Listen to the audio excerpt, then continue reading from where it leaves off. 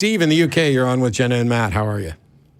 Hi, guys. Yes. Hi, Steve. Very well. Very honoured to be on the show. Cool. I just want to start by saying that, Jenna, I think you're a really good addition to the crew. You look like you've been there years already. Oh, thanks. And Matt, you're a legend. I've been following along. Well, that just means it's time for me to fade off into the sunset and let Jenna take over. No, don't stay. Yeah, I've got a lot to learn. We need him. Anyway, I have this terrifying fear that you're getting ready to tell us a rather heartbreaking story, which is why I waited a little while. But welcome, and we're all ears. Okay, yeah, it's pretty hard. I've been brought up in the church from very young.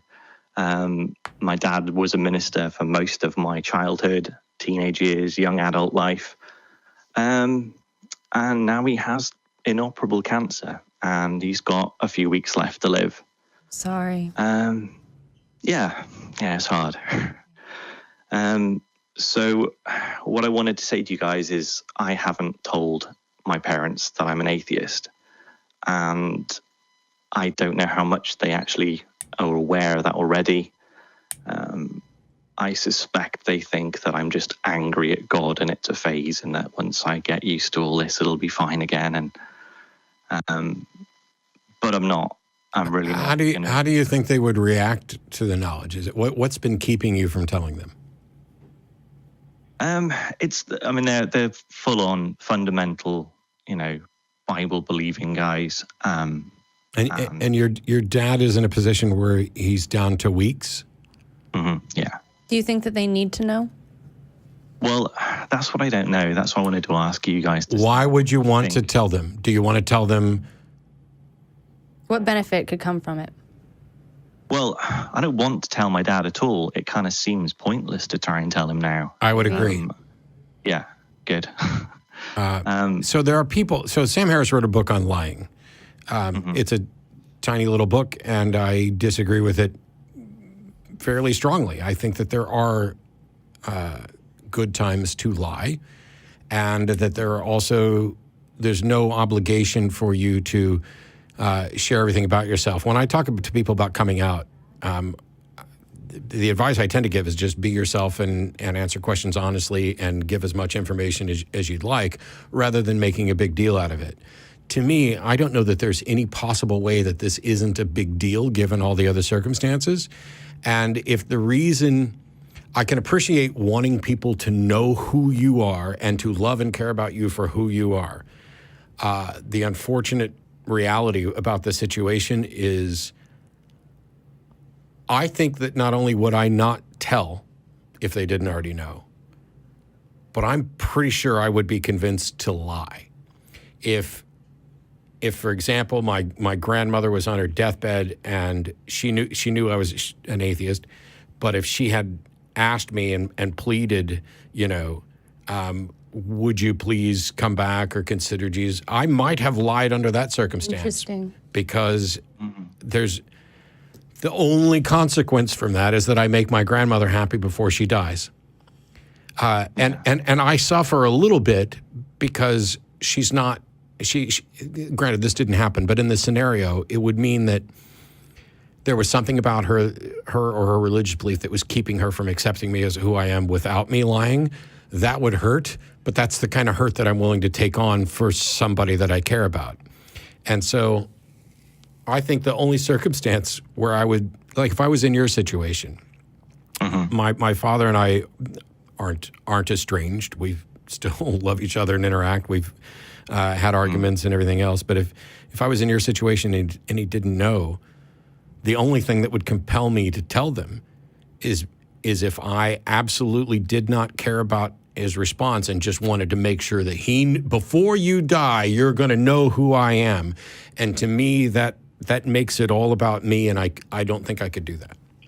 No, I can't. I will say, though, and I'm going to let Jenna talk, I will say I'm not telling you not to, and I'm not telling you what's right for you, because your relationship with your father may be completely different, and it could be the best thing that you ever did to tell. I'm just giving you what my thoughts are. That's interesting, and I really appreciate that you and I kind of disagree on this, because I could say that so I recently lost a grandparent, and I have one left, and I've also been dealing with separation with my parents. We're back on, they're not blocked anymore, so that's good, but I've had to deal with the idea of separation from them. And when I think about lying now, I think, for example, if it was my grandparent that was on their deathbed, or my parent or something, I think that I personally would avoid the subject altogether. But in the end, if they directly asked me, then that would signify to me that they actually wanted to know, and I would do them the favor of answering them honestly. That also has something to do with the fact that I felt very, very suppressed for actually my entire childhood, and I'm at the point now where I almost can't misrepresent myself. Oh, I actually agree with you, and I'm pretty much in the same position. I'm trying to put myself in Steve's shoes. Right. And it's only in that situation where I'm trying to figure out, or a situation similar to it, where I'm trying to figure out what I may or may not do. I'm fortunate that I won't have to face that. I mean, right. I'm out to everybody already, and I would always rather just be honest. I agree with you that if they're directly answering you, if your dad directly asked you, or directly asked me, I think I'd probably have to tell the truth. They'd have some reason to ask. Yeah. And whether they heard it from someone else or they would have some reason to ask. And I think at that point, you could lose all your respect from your dad just for lying. You don't know how he's necessarily going to take it. He could he could completely throw you off. He could also continue living for a long time. And then how you deal with it. So, like, if they directly ask you, you don't have to be like, yes. Oh, that's religion's obviously bullshit. I Right. can't believe you wasted your life, and you're in. No, I wouldn't do that. You could clarify, be like, do you really want me to answer that? Yeah, because I don't believe what you believe. Right. But I don't value you any less because we disagree, and hopefully you feel the same is probably a much better way. Right. But if they're not asking, then let's talk about the good times. I don't know that I could volunteer it. Let's talk about something happier. Yeah. Hey, you remember that? Are you advocating don't ask, don't tell? Right. I guess I am.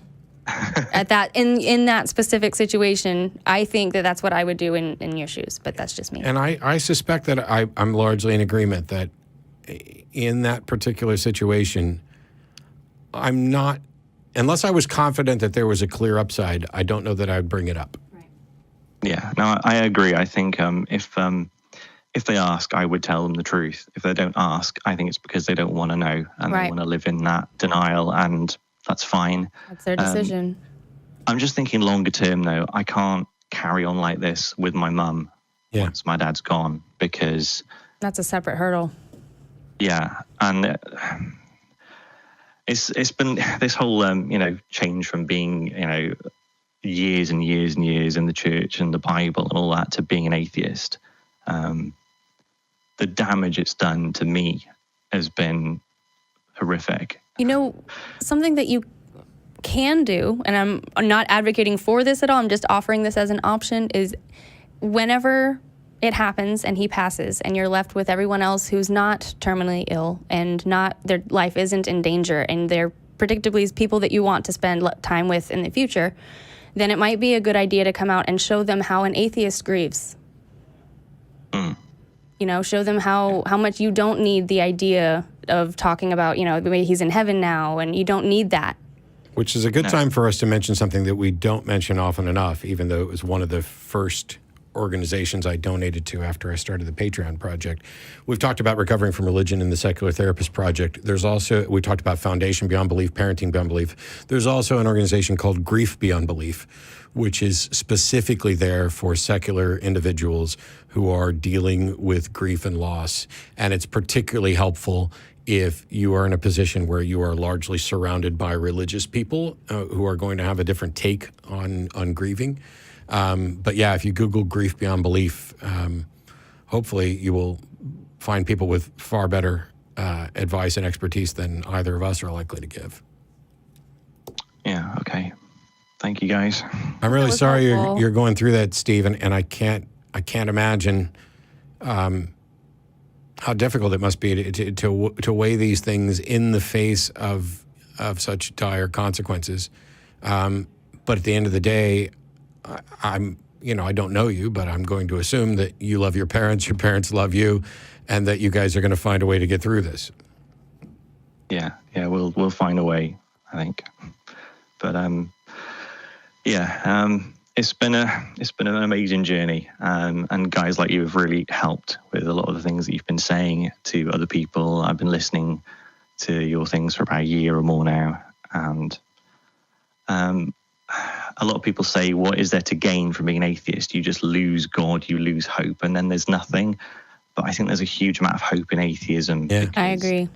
It makes the life you have now valuable, and you don't settle so much.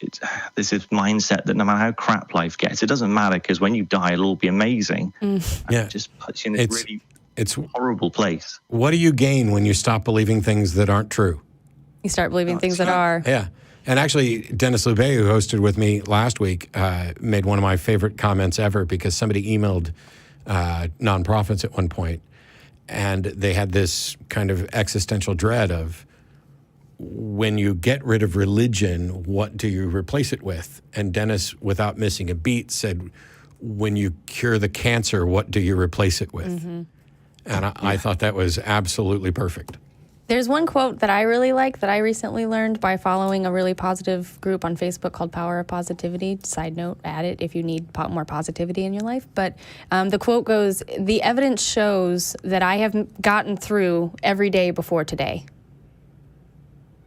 Yeah.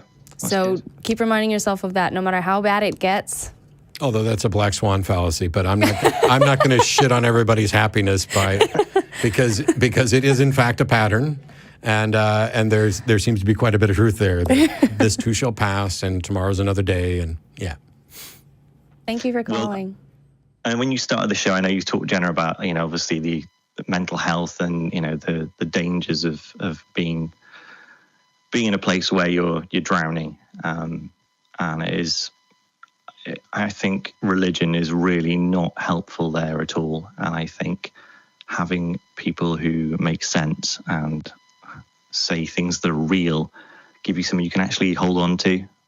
I think that it can be helpful in certain situations. I just think that there's so many better options. Yeah. Yeah. So, yeah, thank you so much for calling. Yep. Appreciate it, Stephen. Good And best of with luck. everything. Thank you. Because luck's real. Yeah. There we go. We're a pedantic bunch.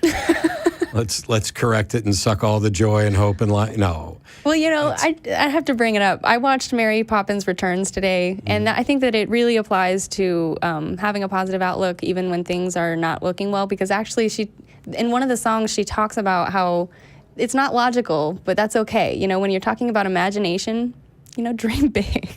Yeah.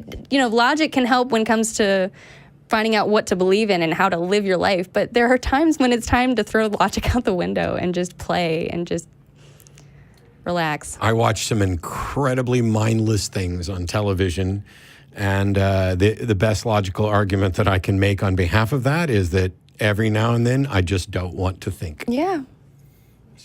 So